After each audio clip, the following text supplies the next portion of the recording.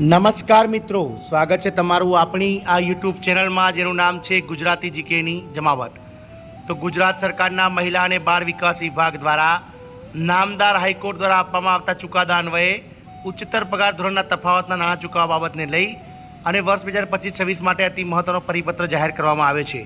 જાણીએ વિડીયોમાં વિગતવાર કે મિત્રો આ જે પગાર વધારો છે, ઉચ્ચતર પગાર વધારો અને વ્યાજ ચૂકવણી એ કોને મળશે અને ગુજરાત હાઈકોર્ટ દ્વારા જે ચુકાદો આપવામાં આવે છે તેને લઈને ગુજરાત સરકારના મહિલા અને બાળ વિકાસ વિભાગ દ્વારા શું પરિપત્ર કરવામાં આવે છે અને શું છે ઠરાવની સંપૂર્ણ વિગત, તેને લઈને વિડીયોમાં વિગતવાર ચર્ચા કરીશું।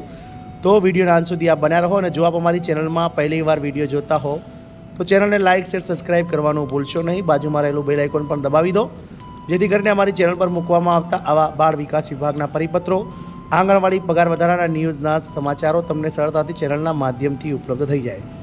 તો વાત કરીશું મિત્રો ગુજરાત સરકારના મહિલા અને બાળ વિકાસ વિભાગના પરિપત્રની, જેનો વિષય છે નામદાર હાઈકોર્ટ દ્વારા આપવામાં આવતા ચુકાદા અન્વયે ઉચ્ચતર પગાર ધોરણના તફાવતના નાણાં ચૂકવવા, વળતરની ચૂકવણી તથા વ્યાજ ચૂકવણી વગેરેની વહીવટી મંજૂરી આપવા અંગેની ચાલુ બાબત વર્ષ 2025-26નો આ પરિપત્ર છે।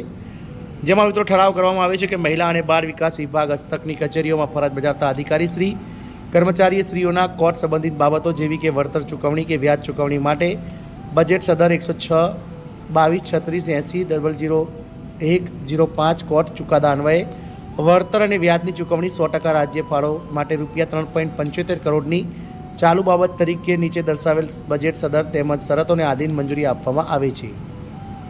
આ અંગેનો ખર્ચ નીચે દર્શાવેલ બજેટ સદરથી કરવાનો રહેશે। માંગણી ક્રમાંક 106 રેવન્યુ, મુખ્ય સદર 2236 પોષણ, પેટા મુખ્ય સદર 80 જનરલ, ગૌણ સદર 001 ડાયરેક્શન અને એડમિનિસ્ટ્રેશન, પેટા સદર 5 નામદાર કોર્ટના ચુકાદા અન્વયે વળતર અને વ્યાજની ચૂકવણી 100% રાજ્ય ફાળો।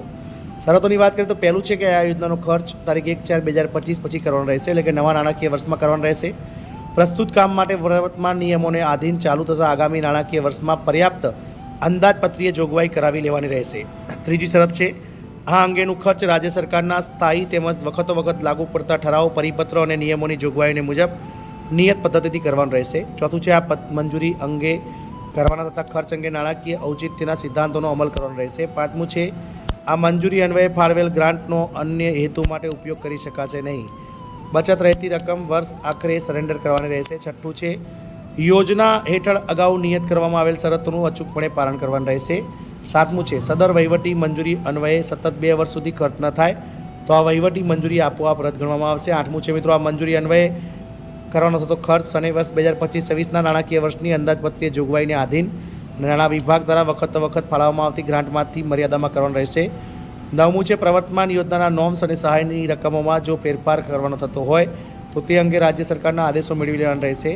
આ ઠરાવ વિભાગની સરખા ક્રમાંકની ફાઇલ પર નાણાં સલાહકારશ્રીના પરામર્શના સચિવશ્રીની 25/3/2025ની નોંધથી મળેલ અન્વયે બહાર પાડવામાં આવેલ છે। તો મિત્રો આ જે નામદાર હાઈકોર્ટ દ્વારા આપવામાં આવતા ચુકાદા અન્વયે ઉચ્ચતર પગાર ધોરણના તફાવતના નાણાં ચૂકવવા, વળતર ચૂકવણી તથા વ્યાજ ચૂકવણી અંગે જે છે તે વર્ષ 2025-26 માટે ગુજરાત રાજ્ય સરકાર દ્વારા મહિલા અને બાળ વિકાસ વિભાગ દ્વારા અધિકારીશ્રીઓ અને જે કર્મચારીશ્રીઓ છે કે જેમણે મિત્રો કોર્ટ કેસ કરેલા હોય અને સરકાર દ્વારા નામદાર કોર્ટ દ્વારા તેમને મિત્રો ઉચ્ચતર પગાર ધોરણના જે તફાવત સાથેની રકમ ચૂકવણી કરવાની વાત કરી હોય તેમને મિત્રો આ પગાર આપવા માટેનો આ બજેટ જે છે તે મિત્રો રજૂ કરવાની વાત થઈ હતી, જેમાં માટે મિત્રો 3.75 કરોડ રૂપિયાનું બજેટ જે છે તે મંજૂર કરવામાં આવ્યું છે। જય હિન્દ, અસ્તુ।